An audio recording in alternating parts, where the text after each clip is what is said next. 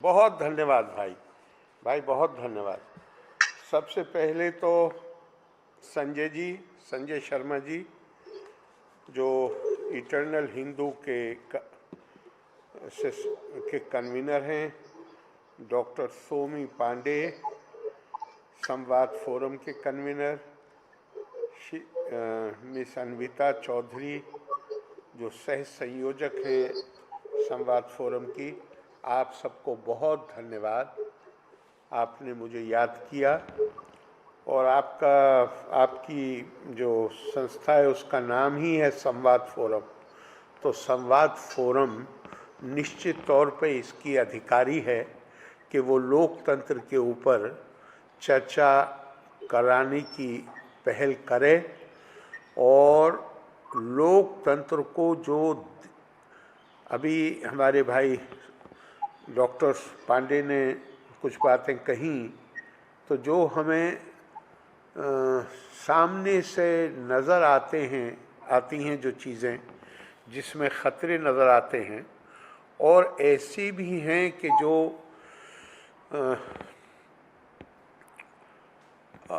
सामने से नज़र नहीं आते ख़तरे, तो हम उस पर चर्चा करें, उसकी निशानदही करें, क्योंकि एक बुनियादी बात हमेशा दिमाग में रखनी चाहिए कि लोकतंत्र बहुत ही महत्वपूर्ण व्यवस्था है।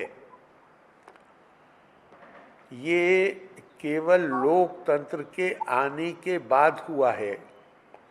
सरकारें तो हमेशा बदली हैं। जब से मानव समाज ने सभ्यता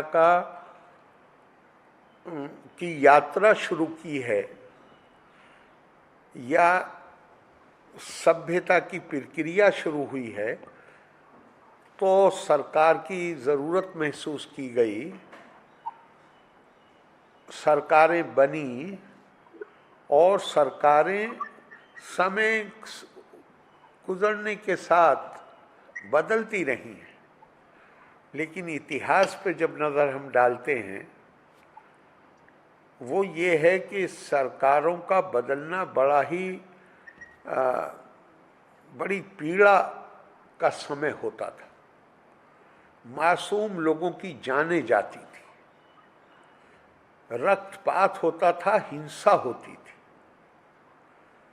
लोकतंत्र के माध्यम से मानवता ने एक तरीका ढूंढा कि जहां परिवर्तन बगैर हिंसा के, बगैर रक्तपात के लाया जा सकता है, और सत्ता में के जो दावेदार होते थे उनके बीच में जो दुश्मनी और नफरत का माहौल होता था, उसको बदल के उसको विरोध की हद तक, नीति का विरोध, मतभेद, विचार का मतभेद, काम करने की जो शैली है उसका भेद, इस तक उसको सीमित, ये लोकतंत्र के जरिए सीमित हुआ। लेकिन तो एक तरह से हम देखें तो ये बहुत ही महत्वपूर्ण बदलाव है मानव इतिहास में, बड़ा मूल्यवान परिवर्तन है। और हमेशा ध्यान रखिए कि जितनी भी कोई भी चीज हो, घर में जो सामान होता है उस पर भी नजर डालिए। जितना भी कोई चीज मूल्यवान होती है उतनी ही नाजुक होती है, उतनी ही ज्यादा उसकी सुरक्षा करनी पड़ती है, उसकी तरफ ध्यान देना पड़ता है। किसी वक्त भी अगर मन में ये गलतफहमी आ जाए कि हमारे यहाँ तो लोकतंत्र बहुत ठीक है, अच्छा चल रहा है,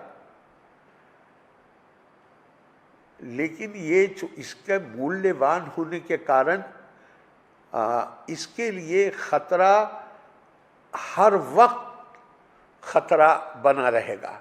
इसीलिए एक वाक्य कहा गया है कि वो सिर्फ लिबर्टी के लिए नहीं है, आज़ादी के लिए नहीं है, वो इन सारी उन आदर्शों और कल्पनाओं के लिए है जिनके कारण मानव समाज में बेहतरी पैदा हुई, और वो है eternal vigilance is the price of liberty. सतत चेतना, सचेत रहना,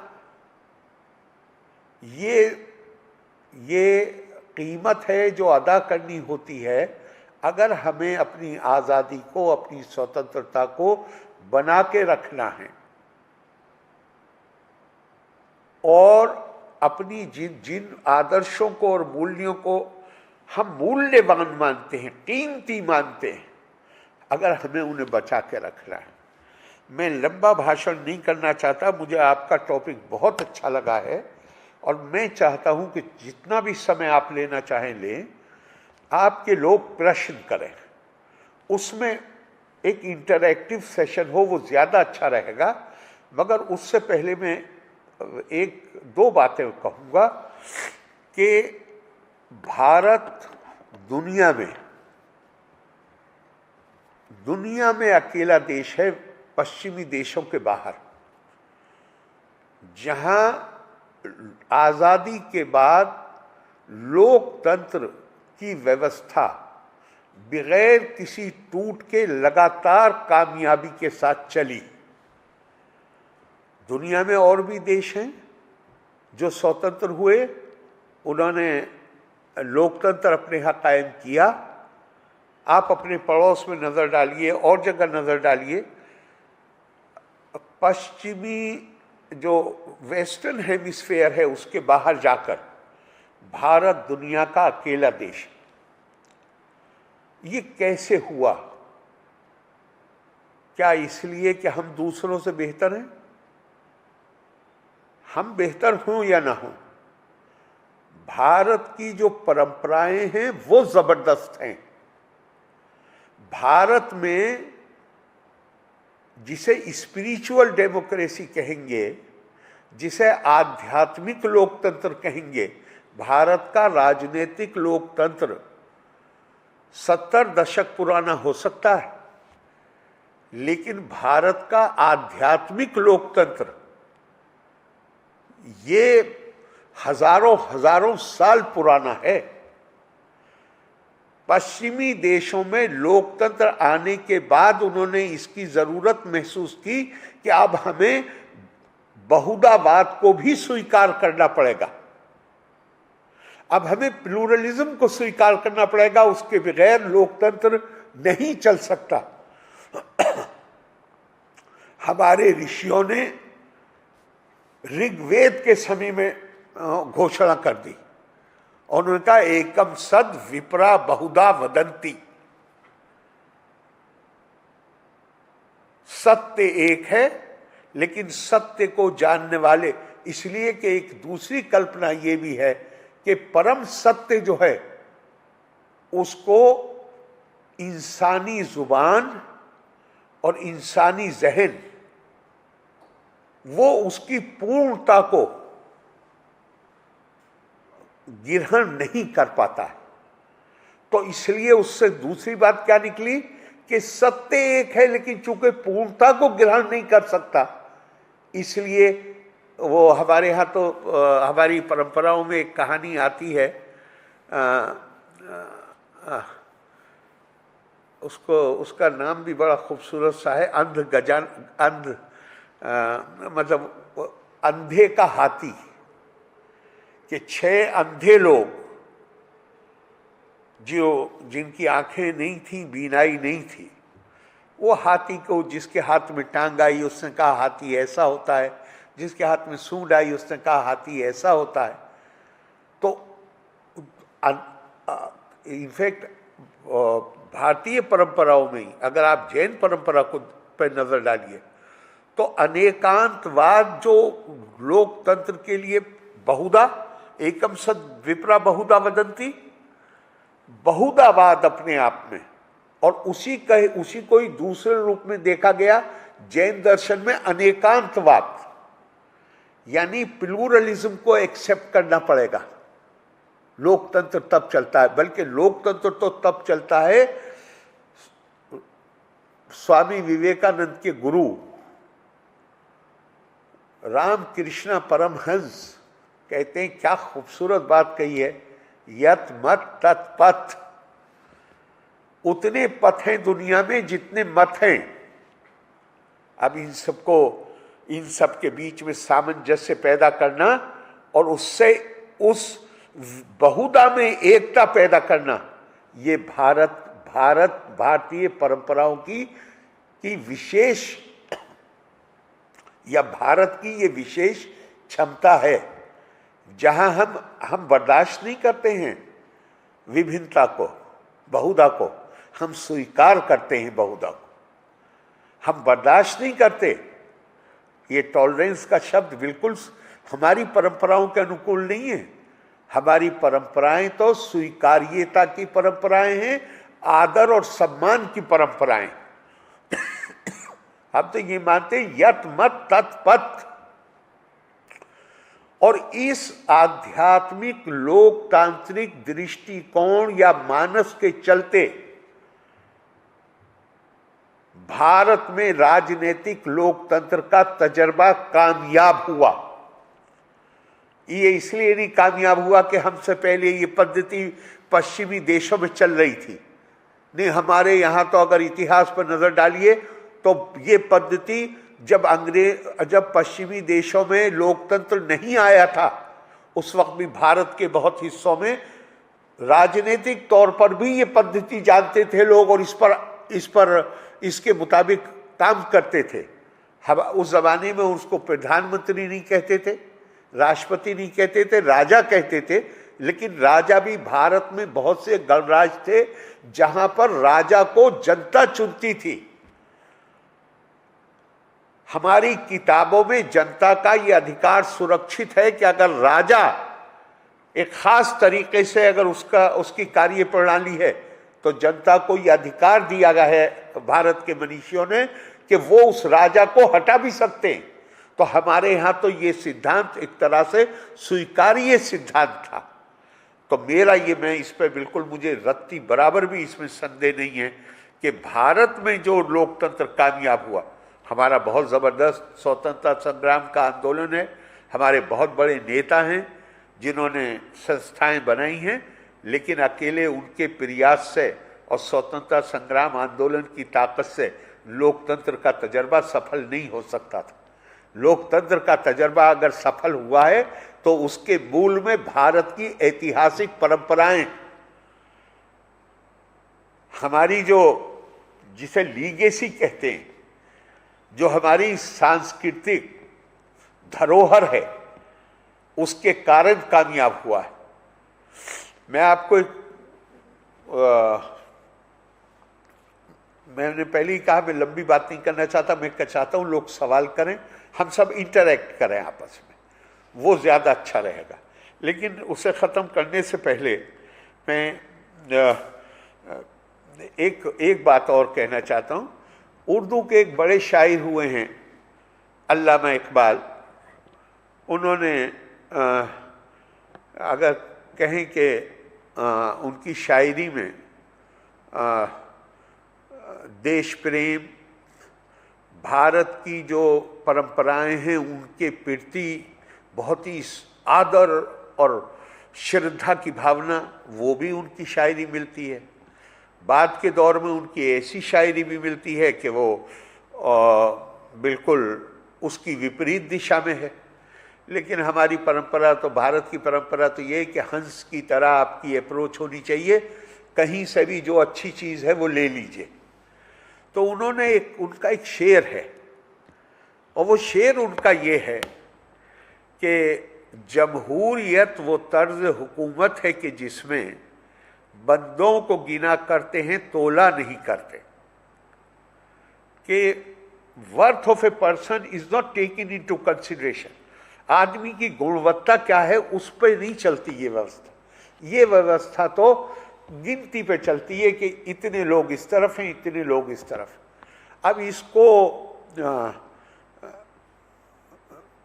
ये माना गया और सही माना गया कि चूंकि आज भी, मैं नाम नहीं लूँगा, लेकिन आज भी वो लोग हैं जो मज़हब के नाम पे फतवा देते हैं कि लोकतंत्र जो है ये मजहब के उसूलों के मुताबिक नहीं। तो माना गया कि शायद उसी भाव की अभिव्यक्ति अल्लामा इकबाल कर रहे हैं। तब तक उनके दृष्टिकोण में थोड़ा परिवर्तन भी आ चुका था, तो इसलिए आमतौर से ये माना गया कि ये लोकतंत्र की आलोचना कर रहे हैं। लेकिन मैं पढ़ रहा था कहीं कि उसी ज़माने में वो अलीगढ़ आए स्टूडेंट्स यूनियन में, उनको रिसेप्शन दिया गया और एक छात्र ने, तत्कालीन छात्र ने, उनके इस जो ये उनकी कविता की जो ये 2 पंक्तियां हैं, इसको किसी ने पढ़ा और उसने 5 मिनट तक लोकतंत्र के खिलाफ खूब बोला। ये सोचकर के अल्लामा इकबाल ने खुद आलोचना की है इस शेर के ज़रिए, तो वो उनको शायद वो अच्छा लगेगा वगैरह वगैरह। लेकिन मैं हैरत में रह गया जब मैंने पढ़ा कि जब वो जवाब देने के लिए खड़े हुए तो उन्होंने कहा कि भाई लोकतंत्र के अंदर, जमहूरियत के अंदर बहुत खराबियां हैं। एक खराबी ये है कि गुणवत्ता नहीं देखी जाती। लेकिन क्या आप मुझे बता सकते हैं कि हुकूमत बनाने और हुकूमत चलाने का इससे बेहतर कोई दूसरी व्यवस्था दुनिया ने अभी तक बनाई हो? तो माहौल में सन्नाटा छा गया। और उसके बाद उन्होंने बहुत सारी बातें, उन्होंने कहा ये शेर मैंने कह दिया, कवि मन की बात है, कह दिया किसी उसमें। तो लोकतंत्र, बुनियादी बात यह है कि लोकतंत्र भारतीय परंपराओं के, ये हमारे पास, ये हमारे देश में इसलिए नहीं चल रहा, ये दुनिया की प्राचीन सभ्यताओं में से एक सभ्यता है और निरंतर चलने वाली सभ्यताओं में शायद अकेली है। ये इसलिए किसी चीज़ को स्वीकार नहीं करेगी कि ये हमारे यहाँ कहीं और से आया। हमारे यहाँ लोकतंत्र चल रहा है क्योंकि लोकतंत्र हमारी परंपराओं के, हमारी जो विरासत है उसके, और ख़ास तौर से जो हमारी आध्यात्मिक पृष्ठभूमि है उसके। हमारे यहाँ तो कहा गया अहम ब्रह्मास्मि तम तत्त्वमसि, मैं उसी आत्मा के रूप में, जो परमात्मा मेरे अंदर विराजता है, मैं उसी को दूसरों, हर किसी के अंदर देखता हूँ।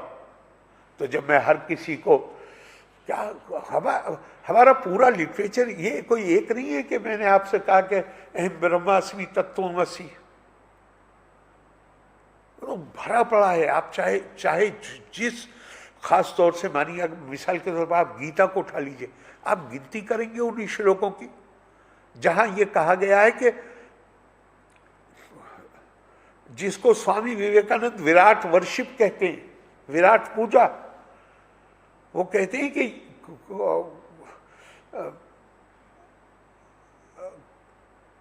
मिसाल के तौर पे श्रीमद् भागवत में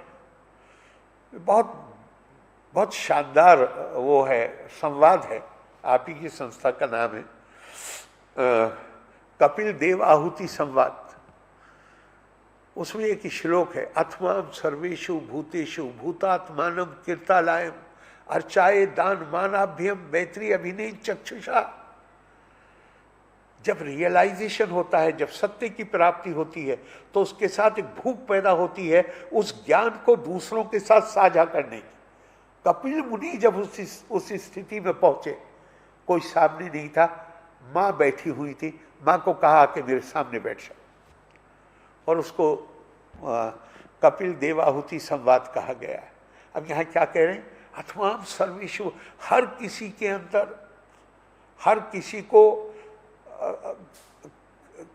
के अंदर ऐसे मानो कि जैसे मैं उस, भगवान स्वयं उसके अंदर है, और ये मानकर के भगवान का ये मंदिर है, उसको मान और सम्मान दो, उसकी ज़रूरतों को, जो जायज़ ज़रूरतें हैं उन्हें पूरा करने में मदद करो, और उसके साथ जो तुम्हारा व्यवहार होना चाहिए, आचार होना चाहिए, वो मैत्री का होना चाहिए। और मैत्री कैसी, नॉन सेपरेटनेस, अभिन्न चक्षुषा, और पूरा भरा हुआ है। तो हमारे यहाँ हम सही मानों में ये भारत, क्योंकि ये यहाँ सिर्फ ये नहीं है कि ये राजनीतिक तौर पे सुविधाजनक है, हमारे लिए ये राजनीतिक तौर पे सुविधाजनक होने का मामला नहीं है। हमारे लिए तो ये हमारी पूरी आध्यात्मिक जो पृष्ठभूमि है उसका आदर और सम्मान करने की जरूरत, उसका आदर और सम्मान है जब हम लोकतंत्र को मजबूत करते हैं, जब हम खाइयों को पाटते हैं, जब हम पुल बनाते हैं, जब हम जो गिरा हुआ है उसको ऊपर उठाने का प्रयास करते हैं। ये हम मेहरबानी नहीं करते किसी के ऊपर। ये वो चीज है जो हमारे इतिहास ने हमारे ऊपर ये जिम्मेदारी डाली, और जब तक उस इतिहास की चेतना रहेगी, अपनी विरासत की चेतना रहेगी, हम अपने लोकतंत्र को सारे खतरों से बचाकर सुरक्षित रखेंगे, ताकि हमें तो दरिद्र के अंदर नारायण नजर आता है, ताकि हम उस दरिद्र नारायण के लिए काम कर सकें। हम उसके ऊपर मेहरबानी नहीं कर रहे हैं, हमारी जिम्मेदारी, हम अपने साथ अच्छा करते हैं जब हम उसके साथ अच्छा करने का हमारे मन में विचार आता है। तो लोकतंत्र हमारे लिए बहुत महत्वपूर्ण है। लेकिन जैसा मैंने पहले कहा, जो चीज जितनी कीमती उतनी नाजुक, और जितनी नाजुक उतनी ही उसकी सुरक्षा की जरूरत। ये जिम्मेदारी हम सब के कंधों पे है। और मुझे अच्छा लगेगा अब आप अगर आपके जो भी प्रश्न करना चाहें वो करें। बहुत धन्यवाद, एक बार फिर आपको बहुत धन्यवाद करता हूं कि आपने मुझे याद किया और अपने इस कार्यक्रम बुलाया, और आपको साधुवाद देता हूं कि ये जागृति और चेतना बनाए रखने के लिए आप और इससे भी और अच्छे अच्छे कार्यक्रम करिए, और लोगों को अब इसका महत्व भी बताइए, और इसको जो खतरे हैं उनसे कैसे निपटा जाए वो भी बताइए। भारतीय परंपरा में संस्कारों पे इसीलिए जोर दिया गया है ताकि जो भी ताकत आपके पास है वो आप मर्यादा के बंधन को महसूस कर सकें। इंसान बुनियादी तौर पे स्वार्थी है। न कश्चित कस्य चिन्ह मित्रम, न कश्चित कस्य चित रूपम, अर्थ तस्तु निबध्यन्ते मित्रानी रिप वस्तत। ना ये कोई दोस्त है, मतलब ना इसका कोई परमानेंट दोस्त होता है, ना कोई दुश्मन होता है। उसके अपने हितों से वो फैसला करता है कि कौन दोस्त है कौन दुश्मन है। अब इस मानव प्रकृति को आप नहीं बदल सकते। प्रकृति से लड़ने की कभी कोशिश नहीं करनी चाहिए। ये तो मानव प्रकृति है। तो इंसान के अंदर ये सलाहियत है कि जो जिस चाकू से गिरहणी सब्जी काट के आपके लिए स्वादिष्ट भोजन तैयार करती है, उसी चाकू का इस्तेमाल कोई दूसरा किसी का गला काटने के लिए भी कर देता है। इसमें चाकू का दोष नहीं होता है, इसमें दोष जहां जाएगा वो आप और मैं सब समझते हैं। तो इसलिए अपनी व्यवस्था ऐसी बनानी चाहिए, और हम रोजाना सीखते हैं।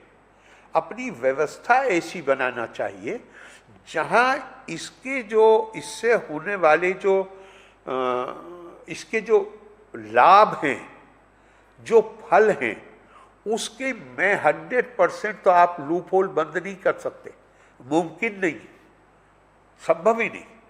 लेकिन आप आम तौर से एक व्यवस्था, कानून का जो हमारे विधि व्यवस्था, उसके साथ परंपराएं, वो ऐसी बनाने की कोशिश करनी चाहिए कि जिसमें ऐसे तत्व जो इसका इस्तेमाल केवल स्वार्थ के लिए करें वो कम से कम कर सकें। पूरी तरह रोक पाएंगे वो मैं मानता हूं कि दुनिया में कहीं भी संभव नहीं। हमारे यहाँ देखिए, इंसान की बुनियादी प्रकृति क्या है। इंसान की बुनियादी प्रकृति जो है वो जानवरों में और इंसानों में क्या फर्क है? हर वो चीज जो आपको आनंद देती है वो जानवर को भी आनंद देती है, जो आपको तकलीफ देती है वो जानवर को भी तकलीफ देती है। लेकिन इंसान को जो इतना बड़ा मस्तिष्क दिया गया है, उसने उसको एक रास्ते पर, उसने उसको एक कल्पना की शक्ति, और वो कल्पना की शक्ति क्या? जंगल में जो ताकतवर है वो कमजोर को खा जाता है। मानव समाज कमजोर जिंदा रहे, फले फूले, इसकी जिम्मेदारी ताकतवर लोगों को लेनी पड़ती है। हमारी एक किताब में कहा गया है, मुझे इस वक्त नाम याद नहीं आ रहा है, लेकिन उनका पूछा, प्रश्न किया है कि धार्मिक समाज कौन सा? देखिए, भारत की जो हमारी जो सांस्कृतिक पृष्ठभूमि है उस पर नजर डालिए तो चीजों को परिभाषित कब किया गया? चीजों को उनके लक्षणों से जानने की कोशिश की गई। चूंकि परिभाषा पूरी चीज को कवर नहीं कर पाती है बहुत दफा, तो उसके लक्षण, धर्म के लक्षण बताए गए। ये चीजें मौजूद हों तो मान लो कि धर्म है वहां। अधर्म के लक्षण बताए गए तो उसमें कहा गया कि धार्मिक समाज कौन है? तो जवाब दिया गया कि धार्मिक समाज वो है जिसमें मत से न्याय ना हो। मत से न्याय का क्या मतलब? जहां कमजोर को ताकतवर से कोई खतरा न महसूस होता हो, वो धार्मिक समाज। अब इससे ज्यादा आदर्श कोई लोकतंत्र की स्थिति हो सकती कि जहां कोई कमजोर से कमजोर आदमी कोई खतरा महसूस न करे किसी ताकतवर से ताकतवर आदमी के मुकाबले में।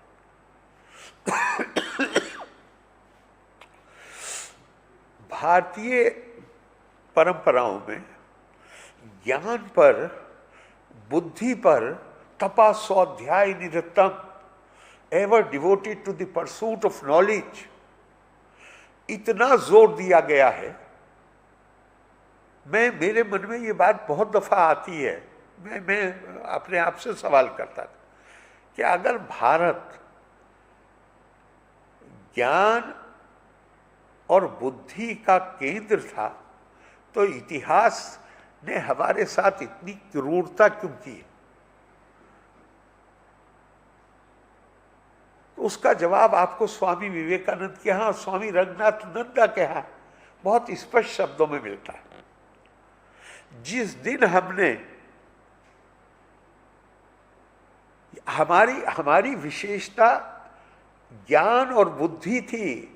9वीं और 10वीं सदी के अरब हिस्टोरियंस को आप पढ़िए तो वो पहला चैप्टर हिंदुस्तान के बारे में है। मैं 5-6 नाम गिना सकता हूं, किसी किताब को उठा लीजिए। और वो क्या कहते हैं? वो कहते हैं दुनिया में 4 ही राज्य या साम्राज्य या सभ्यताएं हैं। ईरान है जो अपनी शान और शौक वैभव के लिए जाना जाता है, रोम है जो अपनी सुंदरता के लिए जाना जाता है, चीन अपनी क्राफ्टमैनशिप, कौशल, हुनर और लोगों के अंदर कानून के प्रति समर्पण भाव, इसके लिए जाना जाता है। भारत दुनिया में अकेली संस्कृति है या जो ज्ञान, विज्ञान, बुद्धिमत्ता के संवर्धन के लिए जानी जाती है। हमेशा ध्यान रखिए, आपको कुदरत ने बड़ा छोटा नहीं बनाया है, लेकिन हर किसी को विशेष बनाया। भारत की विशेषता उसका ज्ञान है, भारत की विशेषता उसकी प्रज्ञा है, भारत की विशेषता उसकी आध्यात्मिकता है।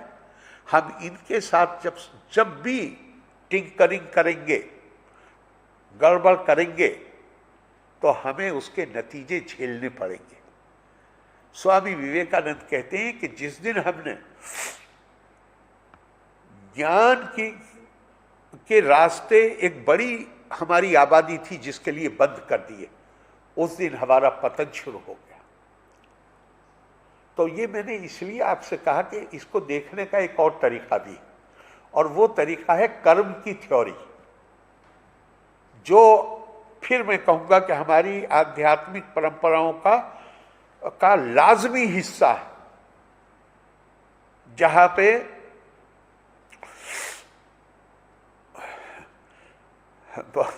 बहुत महाभारत जीतने के बाद, बहुत साल राज करने के बाद युधिष्ठिर जब स्वर्ग में पहुंचे तो उन्होंने देखा कि कौरव तो इंद्र देवता के पास बैठे। उन्होंने कहा भैया मुझे नहीं रहना ऐसे स्वर्ग में जहाँ पे ये कौरव बैठे हो। तो उन्होंने कहा भाई तुम तो नीचे से चले, जब तुमने राजपाट छोड़ा तो तुमने कहा कि तुम्हारे पास जो कुछ भी है, राग द्वेष, वो सब तुमने खत्म कर दिया, लेकिन स्वर्ग में पहुंच के भी तुम्हारा राग द्वेष खत्म नहीं हुआ। और फिर वो पूरी कहानी है, आपने भी पढ़ी होगी, मुझे तो इस किताब में बड़ी दिलचस्पी है तो मैं तो बार बार पढ़ता हूँ कि उन्हें फिर नरक में ले जाया गया। उन्होंने पूछा बाकी भाई कहाँ हैं? कहा वो तो नरक में हैं, कौरव स्वर्ग में और पांडव नरक में। कहा कि भैया ये तो कुरुक्षेत्र में मारे गए थे ना, तो इन्हें तो ये तो अधिकार बन गया इनके यहाँ आने का, वो वहां पे हैं। अब वो वहां गए और फिर ये मैं लंबी कहानी नहीं सुनाना चाहता, लेकिन फिर जो वो फाइनली जब पलट के आते हैं स्वर्ग में, फिर तो वो स्टेज है जहां वो कहते हैं तब उन्हें रियलाइजेशन हुआ। और ये बार बार लिखा भी गया क्या कि भगवान कृष्ण का संदेश, भगवान कृष्ण के संदेश को भी पांडव ठीक से नहीं समझ सके, और आखिर में उनकी कहां समझ में आया, जब ये स्वर्ग पहुंचे, फिर नरक पहुंचे, फिर दोबारा स्वर्ग में आए, तो उन्होंने कहा अब मैं अपनी किसी भी जो मुसीबतें हमारे ऊपर आई, अब मैं उसके लिए किसी को दोषी नहीं मानता, मेरे अपने कर्म जिम्मेदार थे जिसके कारण मुझे इन मुसीबतों का सामना करना पड़ा। हमें इसके लिए नहीं है कि आप फेटलिस्ट हो जाइए, आप समझिए कि सब कुछ पहले से तय हो रहा, नहीं, पहले से जो तय हो रहा है मेरा इस पे कोई अधिकार नहीं। ये मेरा जुमला नहीं है, इसलिए आप मुझे इसका वो मत दीजिएगा, श्रेय मत दीजिएगा। ये पंचतंत्र का एक श्लोक है, उसमें आता है कि मेरा इस पे कोई अधिकार नहीं है कि मैं सूत हूं या सूत पुत्र हूं,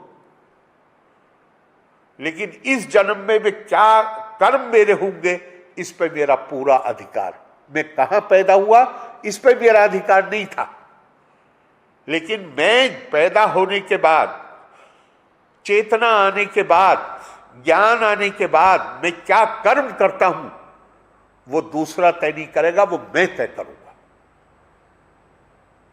तो एक तरीका देखने का ये भी है कि हम किसी को इल्जाम न दें और हम खुद ये सोचें हमसे कहां भूल हुई है कि हमें इन तकलीफों से गुजरना पड़ा। तो दो तरीके से देखने का है, और ये तो फिर निरंतर चलने वाली प्रक्रिया है, इसका कोई सॉल्यूशन नहीं हो सकता जहां पे हम कहें, जैसे हमारे टीवी वाले ढूंढते हैं sound bite solution, sound bite solution नहीं हो सकता इन समस्याओं। इंग्लैंड में भी सेकुलरिज्म है, वहां पे महारानी है, और महारानी केवल देश की, she is not only head of the state, she is also head of the church. लेकिन आपको कोई शिकायत करता हुआ नजर आता है कि वहां पे सेकुलरिज्म नहीं है? फ्रांस में भी सेकुलरिज्म है, यूएसए में भी सेकुलरिज्म है, दुनिया में जो और यूरोपियन लोकतंत्र हैं उनमें भी सेकुलरिज्म है। क्या उनके सेकुलर होने का मतलब ये है कि आपको एक प्रकार का आचरण करना है? नहीं, आप हर किसी की, जिस तरह मैंने कहा कि हर किसी की को, एवरी वन इज यूनिक, हर कोई अपने आप में, जिस तरह इंडिविजुअल दो सगे भाई एक जैसे नहीं होते, दो देश और दो राष्ट्र भी एक जैसे हर चीज में नहीं हो सकते। फ्रांस वालों की अप्रोच बिल्कुल विभिन्न है, इंग्लैंड की अप्रोच बिल्कुल उससे अलग है, यूएसए की अलग है। भारत में सेकुलरिज्म भारत में सेकुलरिज्म के लिए जो समस्या पैदा की वो उन्होंने की। मैं इस पर मेरी ये निश्चित राय है, भारत की में सेकुलरिज्म के लिए समस्या उन्होंने पैदा की जिन्होंने हमें बार बार ये बताया कि पश्चिमी देशों में सेकुलरिज्म में ये होता है। मैं हमेशा कहता हूं कि भारत जैसा प्राचीन सभ्यता का देश, ये उसके आत्मसम्मान के खिलाफ है कि वो ये महसूस करे कि हमारी इतनी बड़ी सभ्यता थी लेकिन हमारे पास सेकुलरिज्म नहीं था। हमारे पास उसके अलग नाम से था, उसका नाम उसका एकम सद विपरा बहुधा, बहुधा और कुछ है ही नहीं। और मैं तो हैरत में रह गया कि मैंने पंडित जवाहरलाल नेहरू का 1961 का एक भाषण मुझे मिल गया जिसमें पंडित नेहरू, जो अपने आप को एग्नोस्टिक कहते थे, हालांकि आप उनकी किताबें पढ़िए तो वो तो एक तरह से मुझे तो ऐसे लगता है कि जैसे वो भारत की जिस तरह एक आस्थावान आदमी मानिए देवियों के प्रति अपनी श्रद्धा व्यक्त करेगा, वो भारत की नदियों के प्रति अपनी श्रद्धा व्यक्त करते हैं, भारत की परंपराओं के प्रति करते हैं। लेकिन पंडित जवाहरलाल नेहरू जैसे आदमी ने कहा, जो हमारे ये बेचारे आज जो लोग सेकुलरिज्म के एडवोकेट बनते हैं उन्हें वो हैरत में रह जाते हैं जब मैं उस स्पीच को कोट करता हूं। पंडित जी ने कहा कि हमने सेकुलरिज्म शब्द को नाम के तौर पे प्रयोग किया है क्योंकि हमारे यहाँ उसका एक नाम नहीं था, लेकिन इस सेकुलरिज्म के तहत जो भी चीजें हैं ये भारत की प्राचीन जीवन शैली है। अब यहाँ पे मैं इल्जाम नहीं लगा रहा हूँ, आदमी के बहुत काबिल लोग होते हैं, उनकी आंखों से कोई चीज कभी कभी ओझल हो जाती है। अगर शायद हमने उस वक्त गौर किया होता तो हमारे पास शब्द था बहुधा, लेकिन हम शायद वो शब्द प्रयोग करना चाहते थे जो बाकी दुनिया में हो रहा था। इसलिए हमने ना फ्रांसीसी सेकुलरिज्म को इंपोर्ट किया है, ना इंग्लैंड के सेकुलरिज्म को इंपोर्ट किया। ये हमारा अपना संस्करण है और ये संस्करण पश्चिमी देशों के में जब सेकुलरिज्म नाम बनाया भी नहीं गया था तब से ये सेकुलरिज्म भारत में है और हमने इसे बहुधा के रूप में जाना है, हमने इसे अनेकांतवाद के रूप में जाना है, हमने इसे अहम ब्रह्मास्मि तत्त्वमसि, मैं आपके आगे हाथ जोड़ के प्रणाम करता हूं। मैं आप मेरे जैसे ही, मैं क्यों हाथ जोड़ के प्रणाम करूं आपको? मैं आपको प्रणाम नहीं करता, मैं उस आत्मा परमात्मा को जो आत्मा के रूप में आपके अंदर विद्यमान है, मेरे अंदर जो वो आत्मा है, वो आपके उस परमात्मा के रूप में जो आत्मा है उसको पहचानती है, मैं उसको सर झुका के प्रणाम करता हूं। तो अपनी चीजों का जो कनेक्शन है वो मत छोड़िए। हम इसे पूरी तरह इस तरह नहीं अपना सकते कि उन्होंने हमारे लिए एक व्यवस्था बना के दे दी और हम उसको ले लेंगे, नहीं, वहां तो कहीं दुनिया में नहीं था। भारत में मैं आपसे कहता हूं, केरला की तो खैर बहुत ही शानदार उदाहरण दिए जा सकते हैं, जहां पे वो एक कम्युनिटी आती है आज से 2000 साल पहले से भी ज्यादा, 2100 साल पहले यहूदी आते हैं जिन्हें दुनिया भर में परसिक्यूट किया गया। आप किसी यहूदी से पूछिए, वो कहते हैं, लिखते हैं कि भारत अकेला देश है दुनिया का जहां ज्यूस को कभी परसिक्यूट नहीं किया गया, कभी उनके ऊपर अत्याचार नहीं किए गए उनकी धार्मिक आस्था के कारण। अब वो आते, वो राजा के पास जाते हैं, राजा कौन है? हिंदू है। वो राजा से जाकर कहते हैं साहब हमें एक पूजा स्थल के लिए एक जमीन दे दीजिए। उन्होंने कहा ये मंदिर जो बना हुआ है पूजा स्थल है, इसके पास जमीन ही जमीन है, तुम भी बना लो। फिर इसी तरह क्रिश्चियंस बनाते हैं, फिर इसी तरह मुसलमान बनाते हैं, इसे भी छोड़ दीजिए। मैं आपसे कहता हूं कभी गौर करिएगा, दिल्ली में एक आम श्रद्धावान मंदिर से निकलता है, अपने खूब जो भी उसकी श्रद्धा है उसे को अभिव्यक्ति दे के पूजा पाठ करके मंदिर से निकलता है। सामने हजरत निजामुद्दीन की दरगाह है, वो उसके बाद उधर को जब मुंह करता है तो उसकी उस श्रद्धा में कोई कमी नहीं होती जिस श्रद्धा की अभिव्यक्ति उसने मंदिर में की थी। मैंने और आपने नहीं सिखाया उसको, ये भारत सरकार ने नहीं सिखाया, ये भारत के सेकुलरिज्म ने नहीं सिखाया उसको। भारत में तो हमारे लोगों ने सेकुलरिज्म की व्याख्या इस तरह की है कभी कभी जो हमें नहीं करनी चाहिए, कि दरगाह तो छोड़िए, शायद उससे ये कहें कि मंदिर जाना भी शायद कम्युनल काम है, लेकिन वो तो मंदिर से निकल के दरगाह की तरफ मुंह करता है तो उसी श्रद्धा भाव के साथ खुसरो ने अपने एक शेर में इसको इतनी खूबसूरती से कहा, उसने कहा इसका मजाक मत उड़ाओ, इसके श्रद्धा भाव को देखो। तो भारत का सेकुलरिज्म होना है, वो कहीं और का सेकुलर कोई खास कोई और हमें बताए कि उसके ये तरीके, वो मेरे ख्याल से ना हमें स्वीकार्य होगा ना दुनिया में किसी और को स्वीकार्य होगा। तो हमें अपनी ज़रूरतों के मुताबिक, और ध्यान रखिएगा कि कोई भी संस्कृति, कोई सिविलाइजेशन, कल्चर, उसके अंदर निरंतरता की क्षमता तब पैदा होती है जब वो बदले हुए वक्तों में आने वाली नई चीज़ों को अपने अंदर उसको आत्मसात करने की उसके अंदर शक्ति होती है। भारत की, और इसके लिए शब्द जो है, हमारे संजय जी ने तो इटर्नल हिंदू कहा है, लेकिन इसके लिए शब्द है सनातन।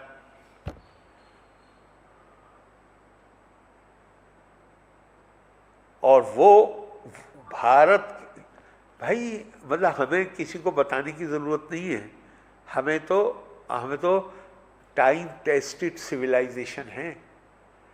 हमारे समकालीन जो सभ्यताएं थी वो आज आर्कियोलॉजिस्ट के अध्ययन का विषय हैं।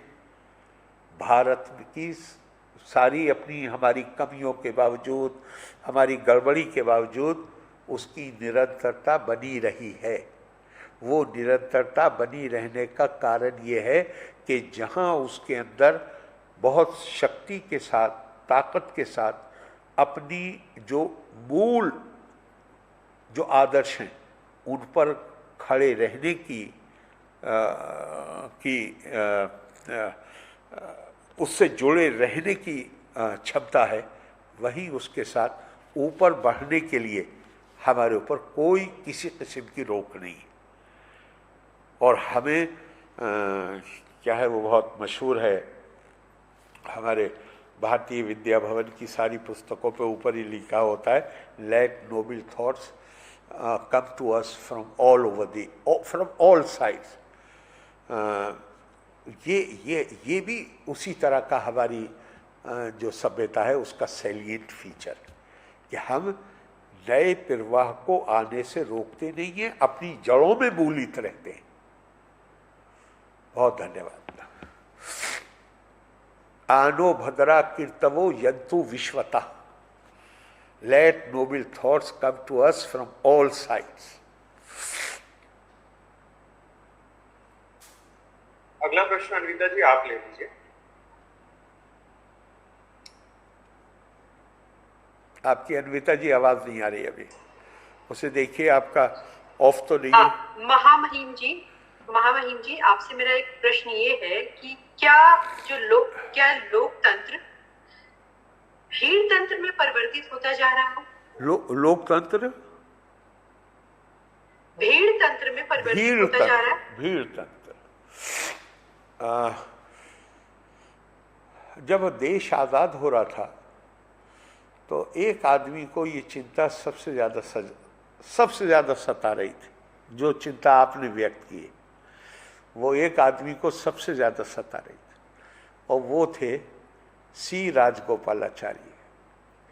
जेल में बैठ के वो ये कल्पना कर रहे थे कि जिस देश में बेपढ़े लिखों की इतनी भारी संख्या है, लोकतंत्र के आने के बाद क्या होगा, आज़ादी आने के बाद क्या होगा। सख्त परेशान थे। तो और मैंने पहले ही आपसे कहा, ये बिल्कुल जो लोग भारत के बारे में भविष्यवाणियां कर रहे थे कि ये टूट जाएगा, टुकड़े टुकड़े हो जाएगा, यहाँ पे लोकतंत्र आज़ादी भी नहीं अपनी सुरक्षित रख पाएंगे और लोकतंत्र भी नहीं चल पाएगा।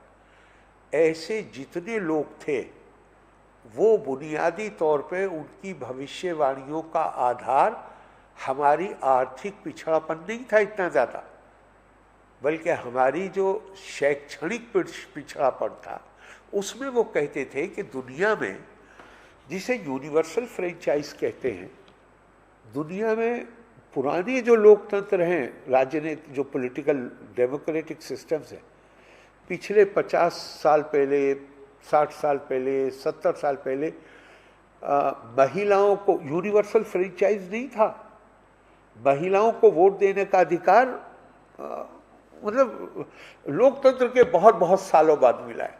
और ये कहते थे दुनिया में कि भारत अपनी स्वतंत्रता के साथ लोकतंत्र, और लोकतंत्र भी यूनिवर्सल फ्रेंचाइज, हर किसी को वोट का अधिकार, और 70% से ज़्यादा लोग बेपढ़े लिखे, तो कहते थे इसे तो टूटना ही है।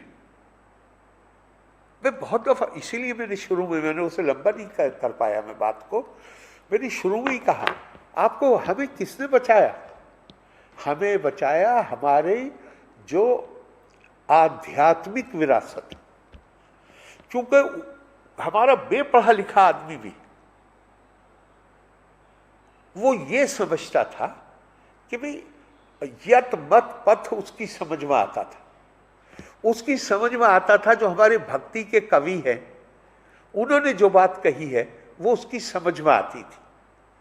तो वो बेशक वो लिखना पढ़ना नहीं जानता था, लेकिन उसे बेपढ़ा लिखा कहा नहीं जा सकता। इसलिए नहीं कहा जा सकता कि उसकी जो ये ज्ञान की परंपरा है भारत की, वो बेपढ़ा लिखा भी पढ़े जैसा था। उसने हमें बचाया। तो आज अगर मानिए, मैं तो इसे मना नहीं करता, मैं तो कहता हूं कि भीड़ तंत्र हो सकती है। अगर हम इस महत्वपूर्ण और बहुत ही मूल्यवान संस्था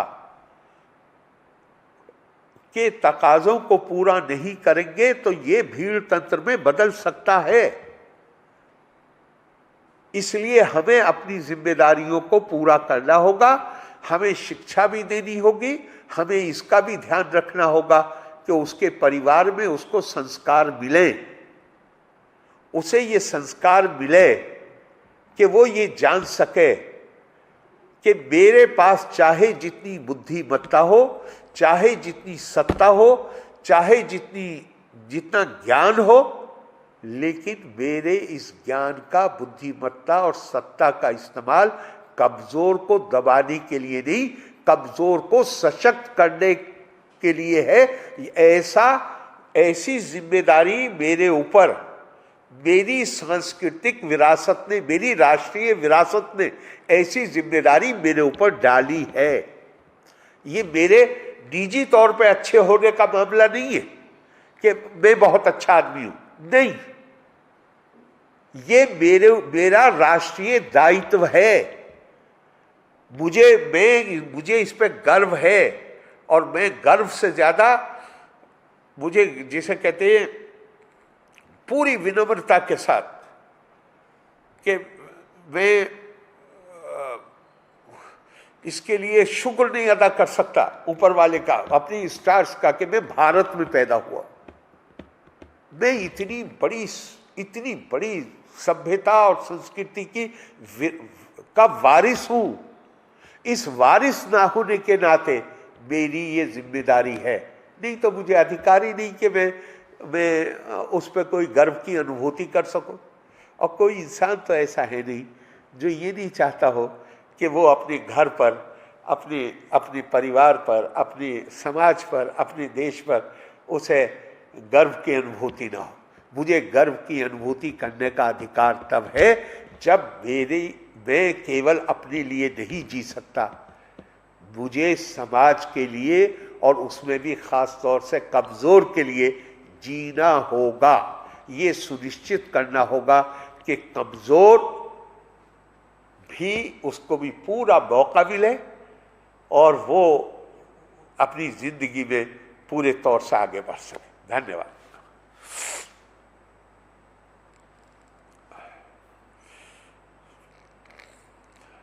महामहिम जी, इसी से जुड़ता एक सवाल, इसको अगले स्टेप पे अगर ले जाएं तो एक सोक्रेटिस करके ग्रीक फिलोसोफर थे जिन्हें हम हिंदी में सुकरात के नाम से जानते हैं। जी जी। उनका ऐसा मानना था, मैं एक भूमिका के साथ एक सवाल आपसे पूछ रहा हूँ, आप अगर परमिशन दे तो। जी जी। उन्होंने एक किस्सा बताया कि अगर कोई नाव समुद्र में जब जाती है तो उस नाव का कप्तान कौन होगा, ये निर्णय उसी को करना चाहिए जिसे समुद्र के बारे में और नाव के बारे में जानकारी हो। तो उनका ये कहना था कि एक प्रजातंत्र में सबको वोट देने का अगर अधिकार दिया जाए तो ये प्रजातंत्र के लिए हानिकारक होता है। उनका मानना था कि वोट देना किसको चुनना है ये एक स्किल है, और जब तक सब मतदाताओं को ये स्किल सिखा ना दिया जाए तब तक सबको मत देने का अधिकार नहीं होना चाहिए। आपका क्या मत है इसमें? देखिए, हम सब जानते हैं कि Socrates was highly critical of democracy.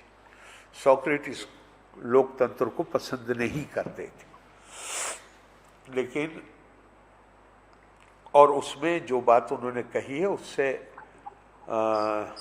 असहमत नहीं हुआ जा सकता कि नाविक बनाने का अधिकार जो लोग सफ़र कर रहे हैं उनको नहीं, बल्कि उसको होना चाहिए जिसके पास समुद्र शास्त्र का ज्ञान हो। मैं उसमें असहमति व्यक्त नहीं करूँगा, लेकिन भारतीय मानस ने जो कल्पना की, भारत के ऋषियों ने जो कल्पना की, आप जरा गौर करिए। दुनिया में ये इसके लिए नहीं है कि आप और मैं खुश हो जाएं, इसे सुन के इसे अपनी शान समझें, बल्कि ये इसके लिए है कि हम उस विचार की जो गहनशीलता है उसके महत्व को महसूस करें। रिलीजन का मतलब है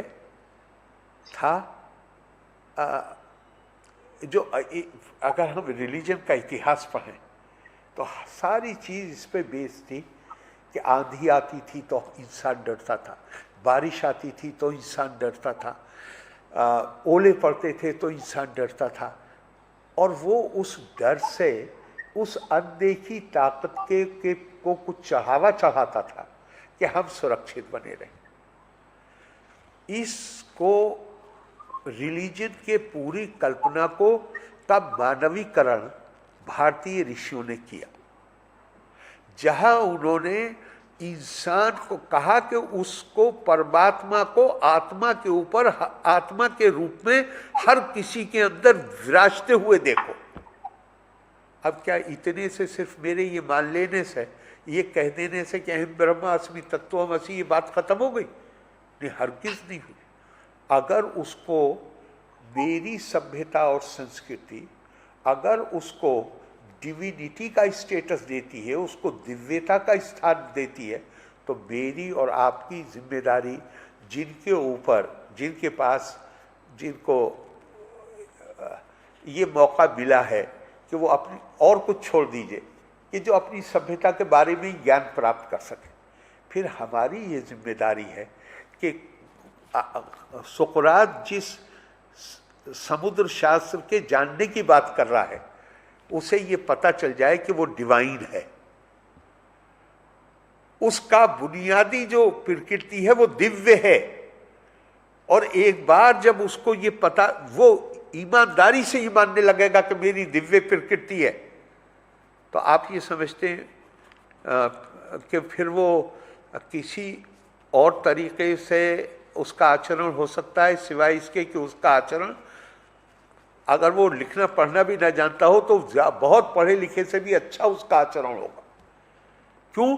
एक बार उसने अगर ये मान लिया कि, बताइए, सिर्फ ये कोई आदमी को ये कहना खुश करना थोड़ी है कि वो स्वामी विवेकानंद कह रहे हैं कि my mission is to make the mankind understand their divinity. इससे अकेले थोड़ी, ये सिर्फ इतना कह दे रहे डिविनिटी का मैसेज देने का मतलब क्या है। डिविनिटी सूरज निकलता है, उसको भी रोशनी देता है जो सूरज की पूजा करता है, जो सूरज पे पानी चढ़ाता है, और उसको भी उतनी ही रोशनी और एनर्जी देता है जो उसका जो ना पानी चढ़ाता है, ना पूजा करता है, ना ये मानता है कि ये सूरज की कोई इसका जो स्टेटस है कोई डिवाइन स्टेटस, उसको भी उतना ही देता है। दिव्यता का मतलब ये होता है। दिव्य का बड़ा खूबसूरत है, मुझे ऐसे मौक़ों के लिए बहुत अच्छा लगता है। न में राग दोष, न में द्वेष रागो, न में लोभ मोह, मदो ने मैंने मात्सर्य भावा, न धर्मो न चार्थो न कामो न मोक्षा, चिदानंद रूपा शिवो हम शिवो। शंकराचार्य का बहुत मशहूर 6 श्लोक की ये कविता है, जहाँ पे बताया कि जब आप द्वेष और राग से मुक्त हो जाते हैं, जब मैं लोभ और मोह से मुक्त हो जाता हूँ, मुझे धर्म की भी जरूरत नहीं रहती। न धर्मो न चार्थो न कामो न मोक्ष, चिदानंद रूपा शिवो शिवो। लेकिन हर आदमी मानसिक स्तर पे, एक भारतीय परंपरा में और दूसरी परंपराओं में एक फर्क है। दूसरी परंपराओं में वो सबको एक ही साइज का कोट है। भारतीय परंपराओं में ये माना गया है कि मानसिक स्तर सब अलग अलग है, लेकिन हर किसी के अंदर ये पोटेंशियल है, उसके अंदर ये क्षमता है कि वो सबसे ऊंचे इस स्थान को प्राप्त कर सके। उसको उस तरफ ले जाने का प्रयास करना, हमारा काम केवल प्रयास करना है। हम ये मान के नहीं बैठेंगे कि लोग जाहिल ही बने रहेंगे, नहीं, हरगिज़ नहीं रहेंगे। जिस दिन हम उन्हें ये बोध करा देंगे कि वो दिव्य है, उनका सारा दृष्टिकोण बदल जाएगा। तो हमें ये सोक्रेटिस को की आलोचना किए बगैर हमें ये उम्मीद करनी चाहिए कि सोक्रेटिस की बात ठीक है अपने संदर्भ में, पर हमारे ऋषियों ने जो कल्पना की है, हम तो ये दुआ करेंगे कि साहब हमारे ऋषियों की कल्पना जो है वो साकार हो और वो ज़्यादा बेहतर साबित हो, क्योंकि वो सबके लिए लाभदायक है। वरना ये इतने सारे लोग जो नाव में सफ़र कर रहे हैं, अगर इनके पास कभी समुद्र शास्त्र का ज्ञान आना ही नहीं है, तो ये तो हमेशा सिर्फ मुसाफिर ही बने रहेंगे, कुछ और तो बनेंगे नहीं। भारतीय ऋषियों ने कल्पना की है कि उनके पास समुद्र शास्त्र का ज्ञान क्यों नहीं होना चाहिए, उनके पास भी होना चाहिए। धन्यवाद।